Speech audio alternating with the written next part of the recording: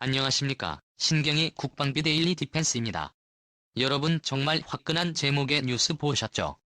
제가 분석해드리겠는데요. 미국이 중국에게 미국 행정부 트럼프 대통령의 국무부 장관, 이런 사람들도 아니고 미 의회에서 그것도 여야가 합심해서 중국에게 어마어마한 군사적 경고를 했습니다. 미국이 중국에게 군사적 경고를 합니다. 감히 도전할 생각하지 마. 아버지 이렇게 이야기하면서 미국이 앞으로 의원들이 매년 이렇게라고 하겠다라는 겁니다.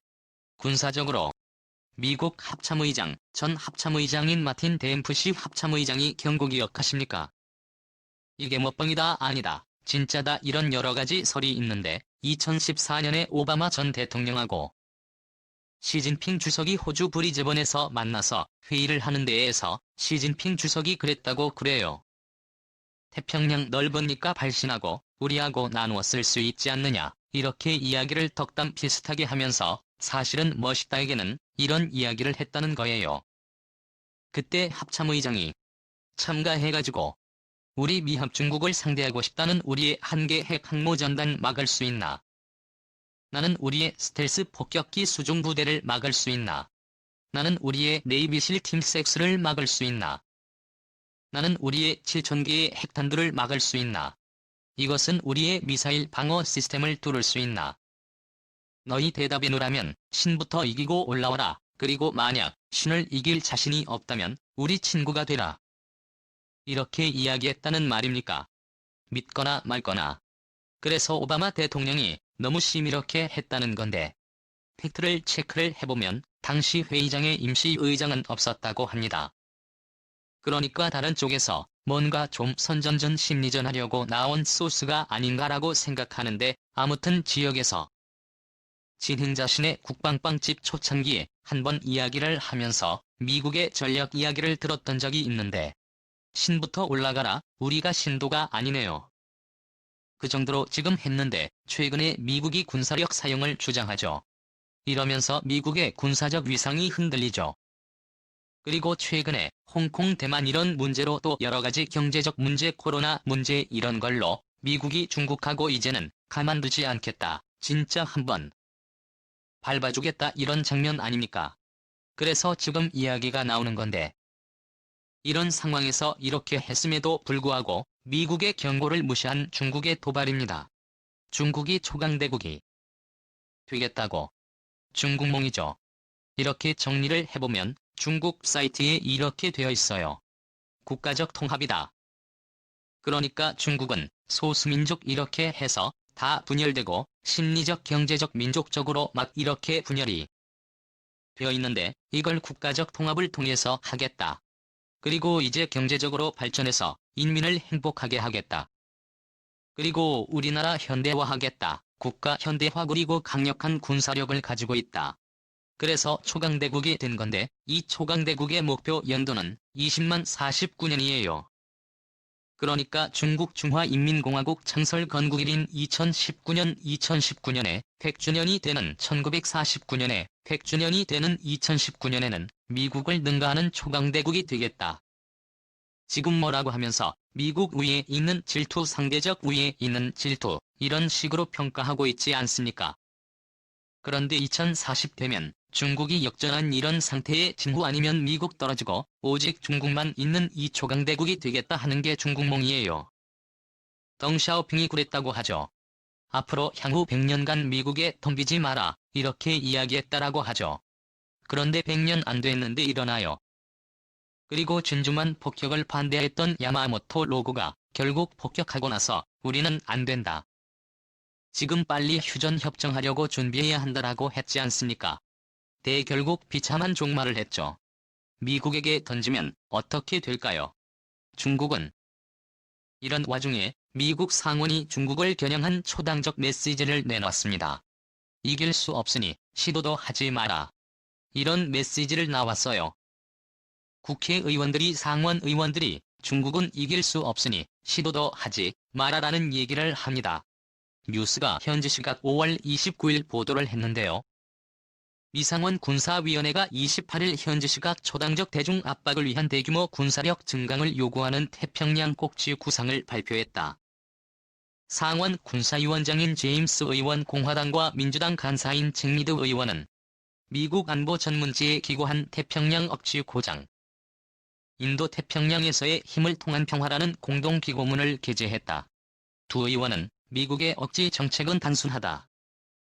적들에게 미국을 절대 이길 수 없다는 점을 이해시켜 전쟁을 예방하는 것이다라고 말하며 제임스 매티스 전 국방부 장관의 명언인 군사적으로 이길 수 없으니 시도도 하지 마라라는 말을 인용해 중국의 초강경 메시지를 전달했다는 것이다. 이렇게 보도가 나왔어요. 그러면서 결국은 뭐냐? 상원 군사위원장 공화당의 제임스 의원 그리고 민주당 의원인 잭리드 의원 두 명이 공동기고문을 냈다. 이 공동기고문은 무슨 논문이 아니고 공동기고문을 냈는데 이 공동기고문에 중국의 이야기를 하고 그리고 나서 제임스 매티스 국방장관은 스럽다. 군사적으로 이길 수 없으니까 시도도 하지 말라고 했다는 겁니다.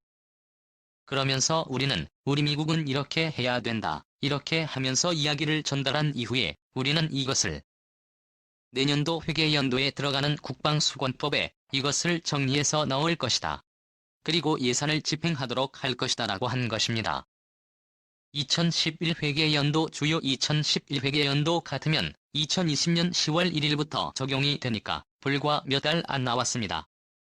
지금 뭐 한두 달밖에 안 나왔죠. 그래서 지금 이미 법안 정리가 돼 있겠죠. 서명만 하면 되는 그런 장면입니다. 지금 그렇게 해서 이런 예산, 이런 국방정책을 할 수 있도록 법안을 만들고 예산을 지원하겠다라고 상원에서 민주당 공화당 앞에서 지금 이렇게 나온 겁니다 하는 겁니다. 이렇게 되면 미국의 정치권의 초당적 태평양 복지 구상에 어떤 내용이 담겼냐. 그래서 그 원문을 좀 분석해서 정리를 해보니까 크게 네 가지로 요약할 수 있습니다. 주요 내용을 보면요.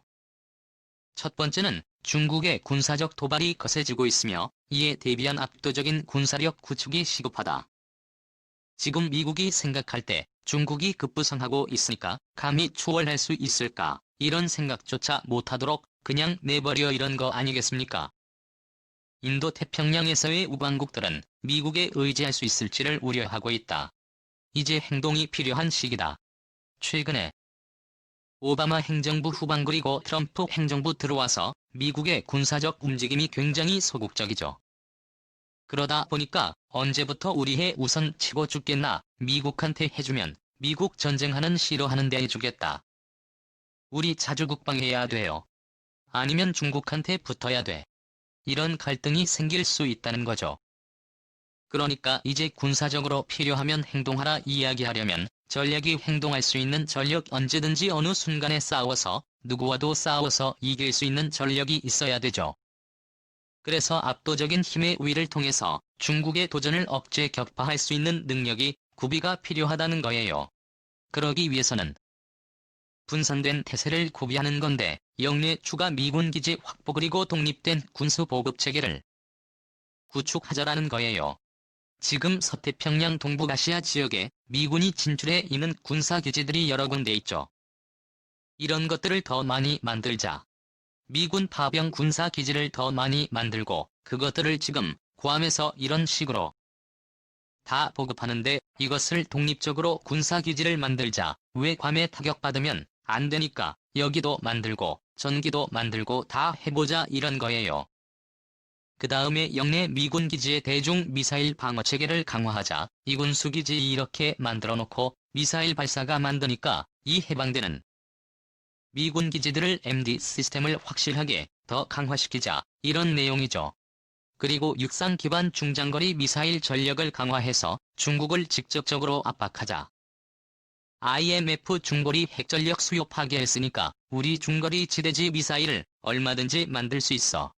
그러니까 이 육상 기반이 동맹국들에게 육상 기반의 미사일을 대량으로 설치해서 언제든지 그냥 중국 때릴 수 있는 이런 능력을 만들자라는 거죠.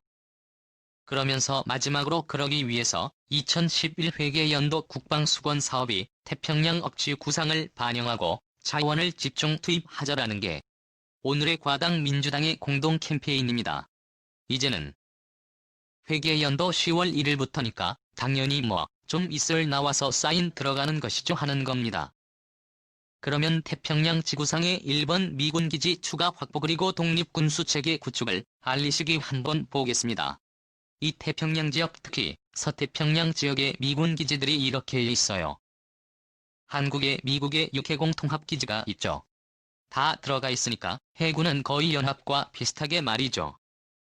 어쨌든 해군도 준장이 들어가 있습니다. 일본은 해공군 위주로 들어가 있죠.